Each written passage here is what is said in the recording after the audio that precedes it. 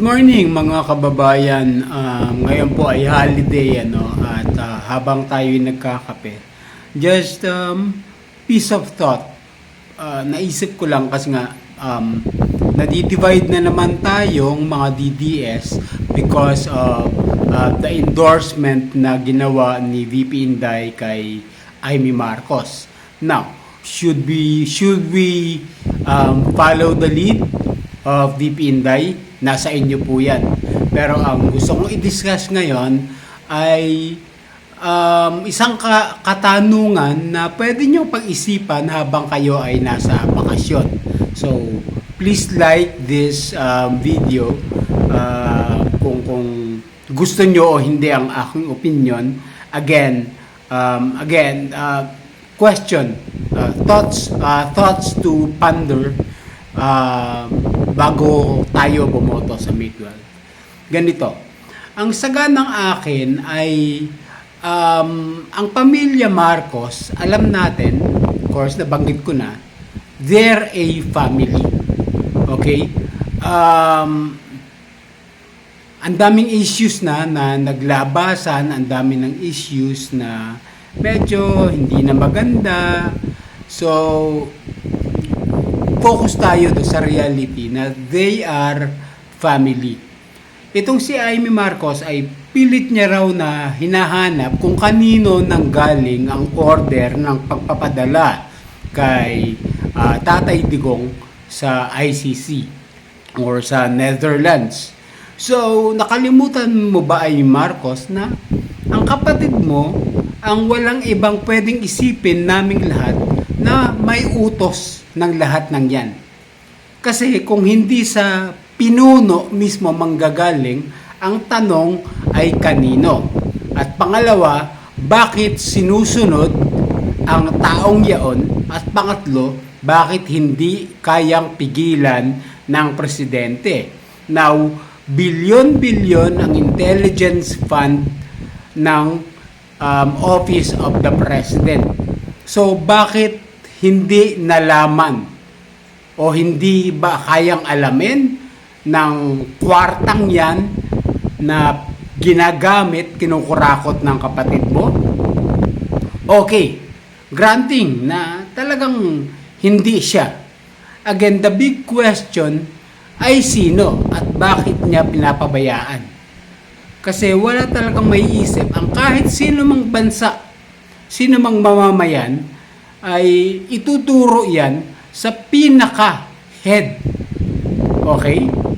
At ngayon, kung ididinay yan ang pinaka-head, ay ang tanong, bakit pinababayaan ng pinaka-head? Nasa kanya lahat ng kapangyarihan para malaman kung ano ang mga nangyayari. Lalo't tayo ay isang bansa. Okay? As simple as that.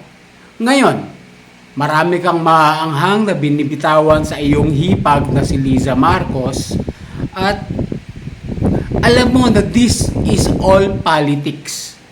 Ngayon, ang isang first lady, ikaw ay senador, hindi mo kaya na pahintuin ang kawalanghiyaan ng iyong hipag kung yan man ang iyong ipinaparatang sa iyong hipag na nadidiktahan ang iyong walang kwentang kapatid na walang bayag. Maaanghang din ang binibitawan mong salita sa iyong pinsan na si Martin Romualdez. Ngayon, senador ka, speaker yon ng House of Representatives. Hindi mo rin kayang pagsabihan, puro ka lang parinig sa iyong pinsan. Again, these are all politics at ang inyong pamilya ay naapektuhan ang bansa. That is the main point here. Kung mamatay kayong buong pamilya, buong lahi nyo, well, maraming iiyak. Oo. Marahil ako rin makiiyak, malungkot. Oo.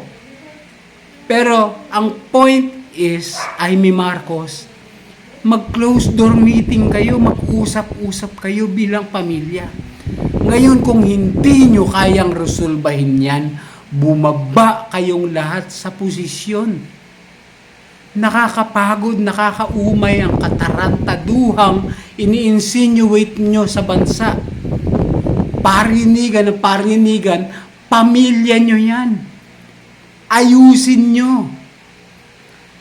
Again, kung hindi nyo kayang ayusin, magkaroon kayo ng kahihiyan. Kaibigan mo naman si VP Sara, yun ang sinasabi mo, pababain mo na ang iyong kapatid, bumaba kayong lahat sa pwesto, total kaibigan mo naman si VP Sara at siya ang papalit na presidente. Ganon kasimple, Amy Marcos. Tama na yung kagaguhan, alam ng buong bansa na ikaw ang kumumbinsi kay VP Sara. So, ang reality nang budol ang kapatid mo dahil hindi naman tinupad ang mga napagkasundo ang pangako. Pero ikaw ang reality na nang budol sa buong Pilipinas dahil na-convince mo si VP Sara. And the rest ay sumunod na lang. Okay, lahat na nabudol dahil sa inyong pamilya. Akin na apektuhan ay Marcos ang buong bansa. Tigilan na ang kaplastikan na putang ina nyong itim-itim na yan. Bansa ang pinag-uusapan. Milyong-milyong buhay ang mga Pilipino. Hindi ba kayo nahihiya na dahil sa mga personal nyong interest, napakarami nyo ng pera, putang ina nyong mga Marcos, magnegosyo kayo. Wala ba kayong alam negosyohin kundi politika? And this goes to all the corrupt politicians out there. Putang ina nyo, sa dami nyo nakurakot, magmuni-muni kayo, magnilay-nilay kayo ngayong Holy Week. Tigilan nyo na ang pangungurakot sa politika. Magtrabaho kayo, magbanat kayo ng buto. Huwag nyo gawing palabigasan ang bansang Pilipinas, ang paggamit sa buwis ng mamamayan. Enough is enough already. Mga kababayan, 10 lang naman. Iboto nyo na straight ang PDP laban, 10 na yan. Ngayon, kung iboboto nyo dun sa dalawa ay kung sino man, kayo na ang bahala. Ang iniwan ko sa inyo ay kung iboboto nyo pa ba si Amy Marcos o magpapabalik pa kayo ng Marcos sa posisyon. Kasi wala talaga silang ginawang matino. Okay? Yung tatay, again, wala tayong karapatang magsalita doon dahil hindi ko inabot ang panahon na yon. Itong panahon na to ang inabot natin. All of us are in our sane minds. Okay? So ito yung pag-isipan natin. Babalikin pa ba natin ang sinumang Marcos? So tanong po yun. Kung iboboto nyo pa ba si Amy, bahala na kayo. Basta ang importante, iboto nyo ang PDP laban. Straight po yan. No excuses. Thank you.